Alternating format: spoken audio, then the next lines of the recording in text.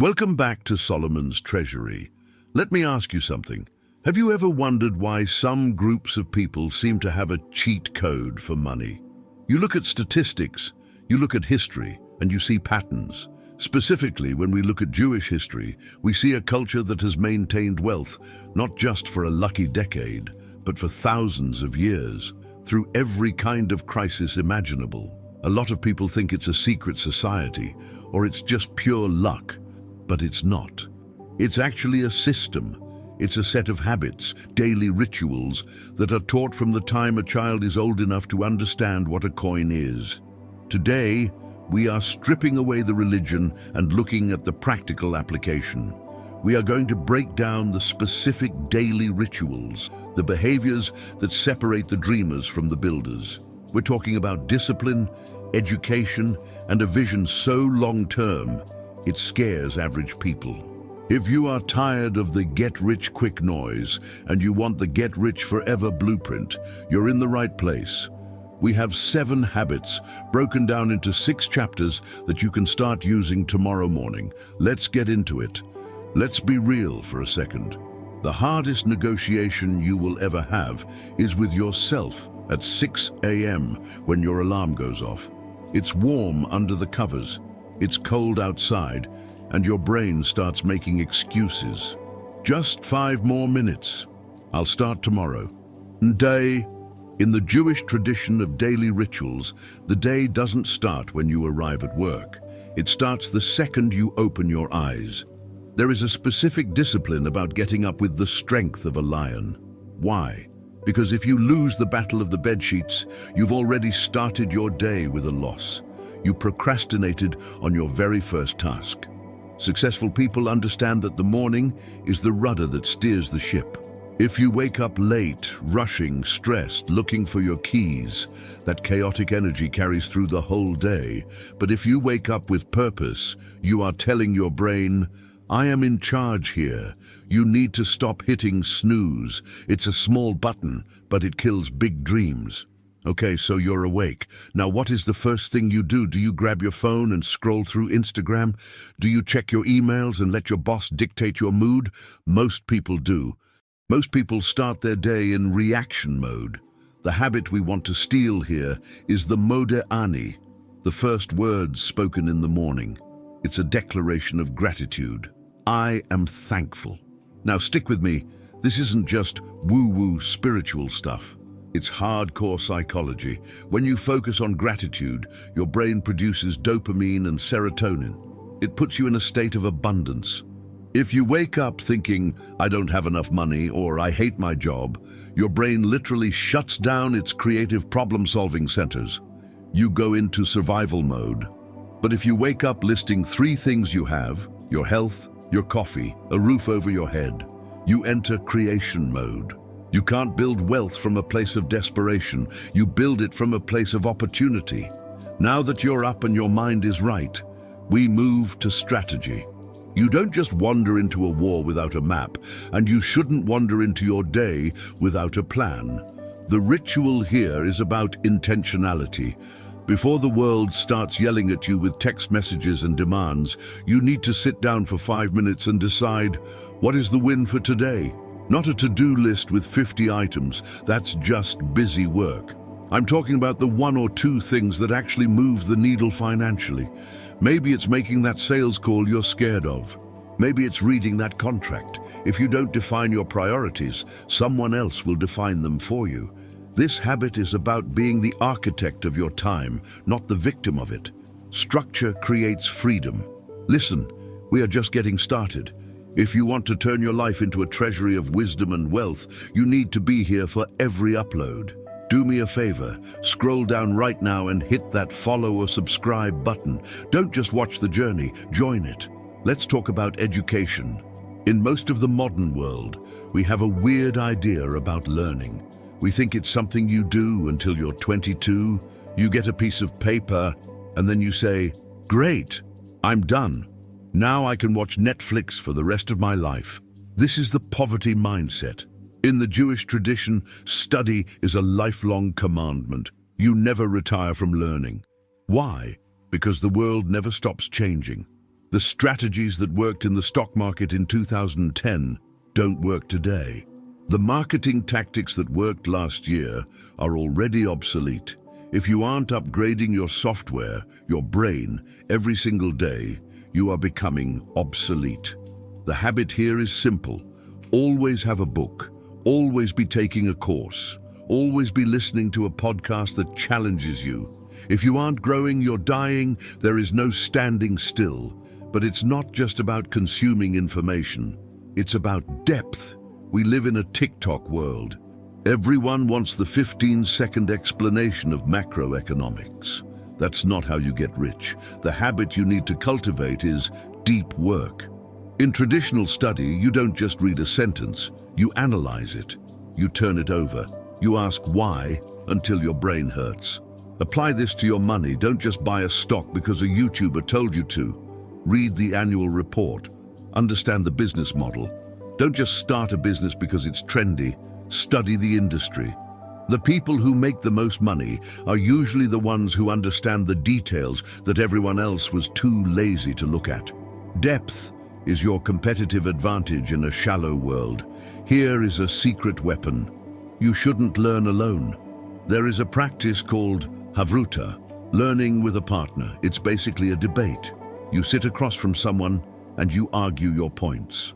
I think this real estate deal is good. Okay, your partner says. Prove it. What if the market crashes? What if the zoning changes? This back and forth isn't fighting, it's sharpening. When you have to articulate your ideas out loud to another smart person, you quickly realize where you are being stupid. You realize where your logic is weak. This habit saves you money because it stops you from making emotional decisions. Find a study buddy for your business. Find someone who isn't afraid to tell you that your idea is bad so you can make it good. I want to know who you're learning from. Drop a comment below. What is the one book or the one podcast that completely shifted your mindset about money? I'm always looking for new resources, so let me know what's on your shelf. There is a profound mental shift that happens when you stop thinking of yourself as the owner of your money and start thinking of yourself as the manager of it. This is the concept of stewardship. Imagine you work for a very strict boss and he hands you $1 million and says, "Manage this for me. I'll be back in a year." You would be careful, right? You wouldn't blow it on nonsense. You would try to make it grow. Well, treat your own money that way. When you detach your ego from your cash, you make better decisions. You stop attaching your self-worth to your bank balance. If you lose money, you don't fall into depression. You just analyze the mistake as a manager would. You stay cool. You stay rational. This leads us to the hardest part for most people, separating feelings from figures. Money is incredibly emotional. It represents safety, status, love, power. But the market doesn't care about your feelings. The market is just math. The Jewish habit of financial success relies on cold, hard analysis. If a business venture isn't working, a wise person cuts it. They don't hold on to it because it was their dream. They look at the P&L statement and say, "This is losing money." Next. You have to train yourself to look at numbers without hyperventilating. Whether you have $10 or 10 million, the math is the same. Spending more than you earn is a disaster. Compounding interest is a miracle.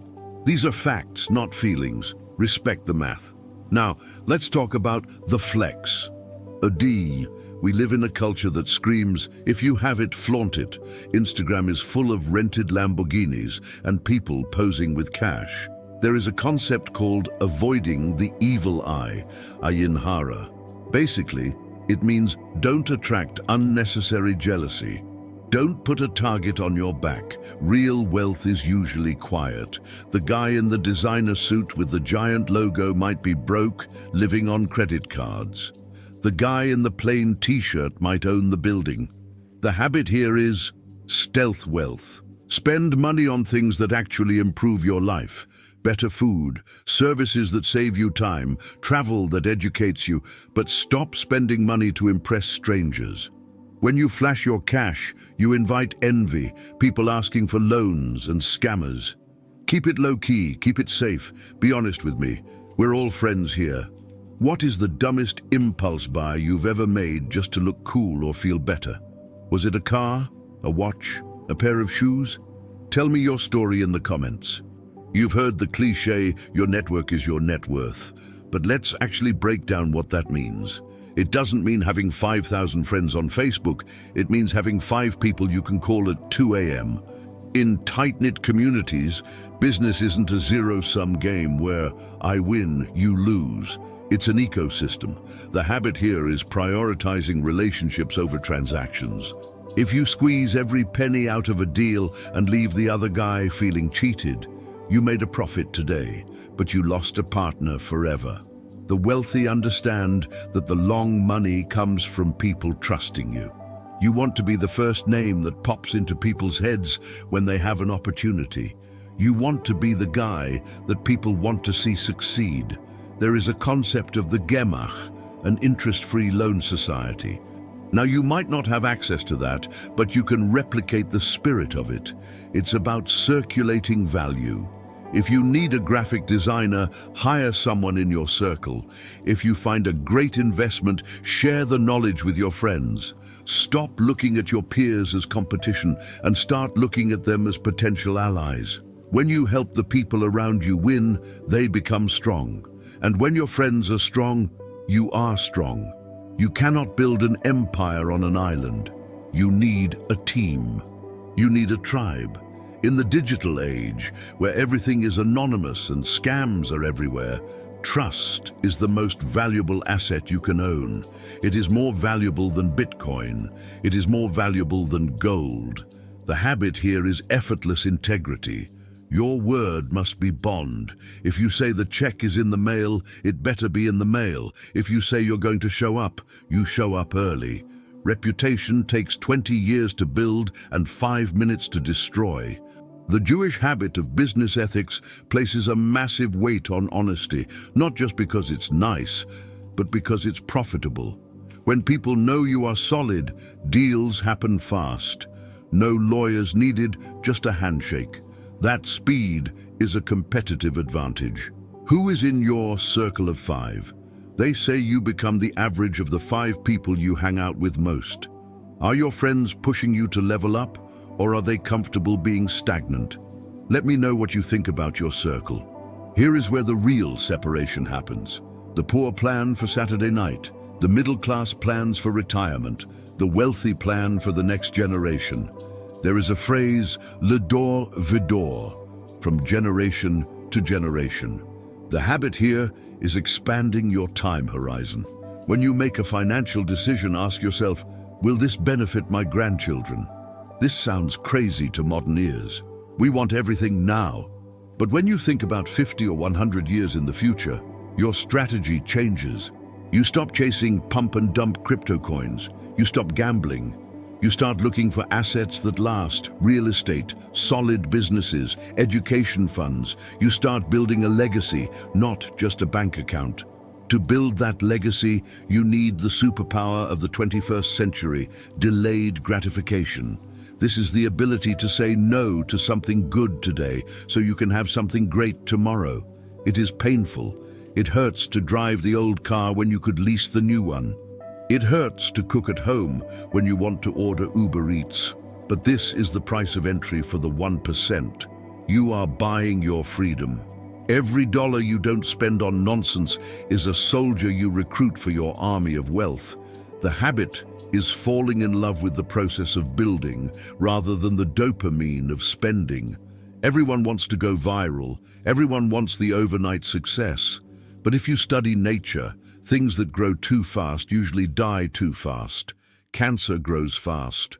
A giant oak tree grows slowly. The Jewish approach to business is often conservative. It's about survival first. Protect the downside. Don't bet the farm on one number. The habit here is consistency. It's the boring work. It's putting money into the index fund every month, rain or shine. It's showing up to your business every day for 10 years. It's not sexy. It won't make a great movie, but it makes millionaires. Be the tortoise, not the hare. The hare is fast, but the tortoise owns the finish line. Here's a tough hypothetical for you. If you were given $10 million today, but the rule was you couldn't spend a dime of it, you could only pass it down to your kids or a charity 50 years from now, how would you invest it? What would you buy that lasts 50 years? Let me know your strategy. We have arrived at the final habit, and honestly, it's the most counterintuitive one on the list. If you want to get more, you have to give more. This is the concept of Tzedakah. It's often translated as charity, but it actually comes from the word for justice. It's seen as an obligation. Now, from a purely secular financial view, why does giving money away make you richer? It's about mindset. Scarcity mentality says, I have to hold on tight to every penny because I might run out. Abundance mentality says, I can give this away because I know I can create more. And when you write a check to a cause you believe in, you are proving to your subconscious that you are capable, you are powerful, and you have enough. That confidence is magnetic. Think of money like water. If water sits in a pond and never moves, it becomes stagnant, it gets toxic. Water needs to flow to stay fresh. Money is the same. It's a current. That's why we call it currency. When you create a habit of giving, you keep the channel open. You create a vacuum that the universe or the market tends to fill. And practically speaking, giving connects you to your community. It puts you in rooms with other givers who are usually the most successful people in town. It gives you a why. When you are working to feed hungry families or support a school, you will work harder than if you are just working to buy a bigger TV. So, how do you do it? The tradition suggests Ma'azah, giving 10%. But Solomon, you say, I can't afford 10%. Here is the truth. If you can't give $10 out of $100, you will never give $100,000 out of $1 million. The money creates the habit, but the habit creates the money. Start small if you have to, but start. It organizes your finances. If you know that a portion of your income is already spoken for, you become a better manager of the rest. It forces discipline. It builds character. And at the end of the day, your character is your destiny. We've covered a lot of ground today, from the discipline of the morning to the vision of generations. These aren't just habits, they are a lifestyle. If you found value in this breakdown, I have a small request. First, hit the like button. It tells the YouTube algorithm that this content matters, and it helps us reach more people who need to hear it. Second, make sure you are subscribed with the notification bell on. You don't want to miss the next blueprint. And finally, share this video. Send it to that one friend, that business partner, or that family member who you know is trying to level up. Iron sharpens iron. Go build your habits. Go build your treasury. I'll see you in the next one.